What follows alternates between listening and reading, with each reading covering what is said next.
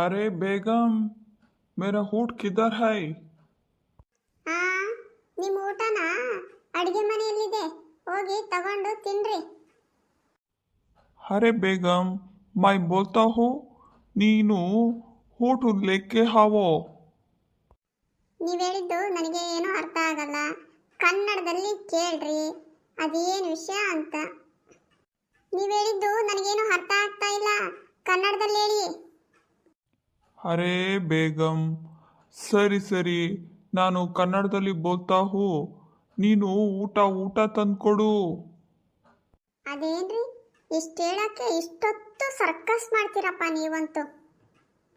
अरे मेरा भाषा का कन्नड़ प्रैक्टिस करता हूँ. ಅಯ್ಯೋ ಅಳಿ ಅಂದ್ರೆ ನೀವು ಹಿಂಗೆ ಪ್ರಾಕ್ಟೀಸ್ ಮಾಡ್ತಾ ಹೋದ್ರೆ ನಮ್ಮ ಮನೆಗಿರೋರೆಲ್ಲ ಊಟ ಮಾಡೋದನ್ನೇ ಬಿಟ್ಟು ನಿಮ್ಮ ಭಾಷೆನೇ ನೋಡ್ಕೊಂತ ಕುತ್ಕೊಬೇಕಾಕತ್ತೆ. ಏನು ಅಂದ್ರೆ ನಾನು ಒಂದೇ ಒಂದು ಮಾತು ಕೇಳ್ತೀನಿ, ನಿಜ ಹೇಳ್ತೀರಾ ತಾನೇ ನೀವು? क्या बोल माँ? ಏನೂ ಇಲ್ಲ, ನೀವು ನನ್ನನ್ನು ನಿಜವಾಗ್ಲೂ ಇಷ್ಟಪಡ್ತೀರಾ? अरे बेगम, मैं तुमको दिल से प्यार करता हूँ. ಏನಂದ್ರೆ? ಕ್ಯಾ ಬೇಗಂ, ನಾನು ನಿನ್ನನ್ನು ತುಂಬ ತುಂಬ ತುಂಬ ಪ್ರೀತಿ ಮಾಡ್ತೀನಿ ಅಂತ. ಇದನ್ನೇ ನೀವು ಮೊದಲು ಕನ್ನಡದಲ್ಲಿ ಹೇಳಿದ್ರೆ ಸಾಕಾಗಿತ್ತಪ್ಪ. ಅರೆ ಬೇಗಂ, ಅದು ನನ್ನ ಸ್ಮೈಲ್. ಅಯ್ಯೋ ರೀ, ಅದು ಸ್ಮೈಲ್ ಅಲ್ಲ, ಸ್ಟೈಲ್. ಅಯ್ಯೋ ದೇವ್ರೆ, ನಿಮ್ಮ ಸ್ಮೈಲು ಸ್ಟೈಲು ಒಂದು ಅರ್ಥ ಮಾಡ್ಕೊಳಕ್ಕಾಗಲ್ಲ ನನಗೆ. ನಿಮಗೆ ಮೊದಲು ನಾನು ಟೀಚರ್ ಆಗಿ ನನ್ನ ಕನ್ನಡ ಭಾಷೆನ ನಿಮಗೆ ಕಲಿಸ್ಬೇಕಾಗೈತೆ. ಲೇ ವರು, ನೀನು ನಿನ್ನ ಗಂಡುಗೆ ಕನ್ನಡ ಕಲ್ಸೋಕ್ಕಿಂತ ಮುಂಚೆ ನೀನು ನಿನ್ನ ಗಂಡನ ಜೊತೆ ಮಾತಾಡಿ ಮಾತಾಡಿ ಮಾತಾಡಿ ಇನ್ನೆರಡು ತಿಂಗಳಿಗೆ ನಿನ್ನ ಗಂಡನ ಭಾಷೆನೇ ಮಾತಾಡ್ತೀಯ. ಅಯ್ಯೋ ಬೇಡಪ್ಪ, ಈಗ ಇಡೀ ಊರಿಗೆ ನನ್ನ ಗಂಡನ ಮಾತು ಅರ್ಥ ಆಗಲ್ಲ, ಆಮೇಲೆ ನಾನು ಇವ್ರ ಭಾಷೆ ಕಲ್ತ್ಕೊಂಡ್ರೆ ಇಡೀ ಪ್ರಪಂಚಕ್ಕೆ ಗೊತ್ತಾಗಲ್ಲ ನನ್ನ ಭಾಷೆ. ಅರೆ ಬೇಗಂ, ನಾನು ಎಷ್ಟೊತ್ತಾಯ್ತು ಊಟ ಕೇಳಿ, ಬೇಗ ಬೇಗ ತಗೊಂಡು ಬಾ. ಅಯ್ಯೋ ಮರ್ತೋಗ್ಬಿಟ್ಟೆ ನಿಮ್ಮ ಜೊತೆ ಮಾತಾಡ್ಕೊಂತ. ಊಟಕ್ಕೆ ಏನು ತಗೊಂಬರ್ಲಿ? अरे बेगम, मैं को थोड़ा सार और अन्न दे दो. ಏನ ಏನು ಬೇಕಂದ್ರೆ? अरे सारू सारू, सार बोला, अन्न बोला. ಏನ ಅನ್ನನ ಸಾರನ ಬೋಡ್ಲಕ್ಕೆ ಬರ್ಬೇಕೆ?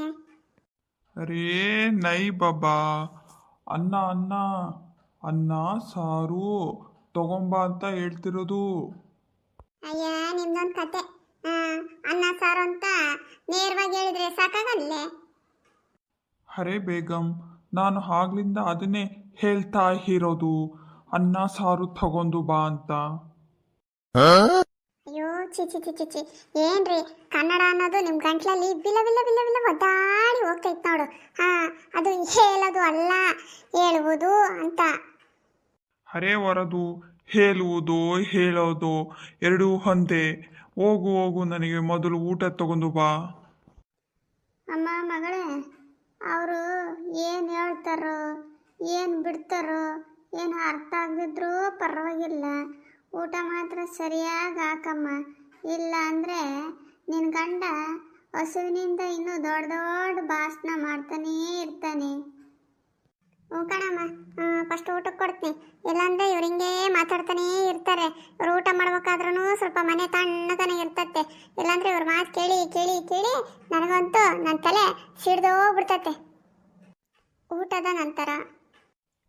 अरे अम्मा जी, बहुत बहुत अच्छा है खाना. ಏನು ಖಾನ ಸೋನ ಪಾನ, ನಮಗೇನು ಅರ್ಥ ಆಗಲ್ಲ ಅಳಿ ಅಂದರೆ ನಿಮ್ಮ ಭಾಷೆ.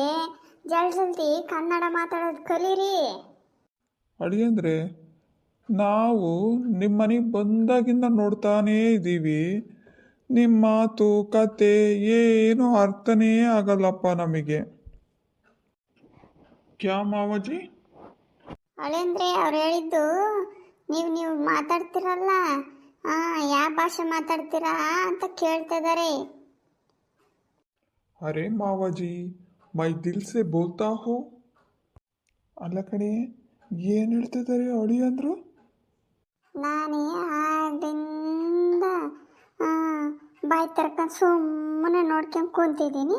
ನನಗೆ ಅರ್ಥ ಆಗಿದ್ರೆ ನಾನು ಯಾಕೆ ಹಿಂಗಿರ್ತಿದ್ದೆ. ನನ್ನ ಮಗಳನ್ನೇ ಕೇಳ್ಬೇಕು ನೋಡು. ಅಪ್ಪ ಅವ್ರು ಹೇಳಿದ್ದು ಏನು ಗೊತ್ತೇ, ನನ್ನ ಗಂಡ ಯಾವಾಗಲೂ ಹೃದಯದಿಂದ ಮಾತಾಡ್ತಾನಂತೆ. ಹಾಂ ಮಾವಾಜಿ, ನಿಮ್ಮದು ಮಗಳು ಇದ್ದಾಳಲ್ಲ, ಸರಿಯಾಗಿ ಬೋಲ್ತಾ ಹೋ. ಯಪ್ಪ ಅಳಿದೇವ್ರು, ನೀನು ಹೃದಯದಿಂದನ ಮಾತಾಡು ಅಥವಾ ಕಿವಿಯಿಂದನ ಮಾತಾಡು, ಮೂಗಿಂದನ ಮಾತಾಡು, ಒಟ್ಟು ನಮಗೆ ಕನ್ನಡ ಅರ್ಥ ಆಗಂಗೆ ಮಾತಾಡಪ್ಪ. ಯಪ್ಪ ನನ್ನ ಮದುವೆ ಬಡ್ಕೊಂಡೆ, ನನ್ನ ಮದುವೆ ಆಗಲ್ಲ ಅಂದಂಗಲ್ಲ. ಇಂಥ ಗಂಡಗೆ ನನ್ನನ್ನು ಕಟ್ಟಿ ಹಾಕ್ಬಿಟ್ರಪ್ಪ.